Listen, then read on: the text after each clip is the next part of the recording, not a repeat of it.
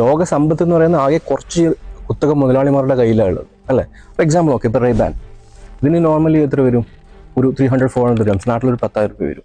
ഇത് 1936 അമേരിക്കയിൽ US ആർമിക്ക് വേണ്ടിയിട്ട് എയർകോപ്പിന് വേണ്ടി ഉണ്ടാക്കിയതാണ്. കാരണം വെച്ചാൽ അവർ ഫ്ലൈറ്റിൽ പോകുന്ന സമയത്ത് വെയിലടിച്ചിട്ട് തലവേദന, മൈഗ്രെയിന് വരുന്ന പൈലറ്റിൻ്റെ പ്രശ്നങ്ങളുണ്ടായി. അപ്പോൾ അവർക്ക് വേണ്ടി ഉണ്ടാക്കിയ സംഭവമാണ് അത്. പിന്നീട് സെലിബ്രിറ്റീസൊക്കെ ഉപയോഗിച്ച് യൂസ് ചെയ്യാൻ തുടങ്ങി. ഇതിൻ്റെ കോസ്റ്റ് എന്ന് പറയുന്നത് $15 മേക്കിംഗ് ചാർജ്, $10 ഫ്രെയിമും, $5 ലെൻസിനും. അതാണ് പിന്നീട് മാർക്കറ്റിൽ എത്തുമ്പോൾ $100 $200 ഒക്കെ ആയിട്ട് മാറുന്നത്. പ്രൈസ് കമ്പാരിസൺ നോക്കണം. ഇത് മാത്രമല്ല, ഇതൊരു കമ്പനി ഓണർ ആണെന്ന് വെച്ചാൽ ഇതിൻ്റെ ലെക്സോട്ടിക്ക എന്ന് പറയുന്ന കമ്പനിയാണ് ഇതിൻ്റെ ഓണർ.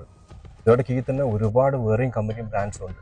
കഴിഞ്ഞ 2022-23 കാലഘട്ടത്തിൽ 75 മില്യൺ കണ്ണടകളാണ് ഇവർ നിർമ്മിച്ചത്. പിന്നെയാണ് ഇതിൻ്റെ നിർമ്മാണം, ഡിസ്ട്രിബ്യൂഷൻ എല്ലാം.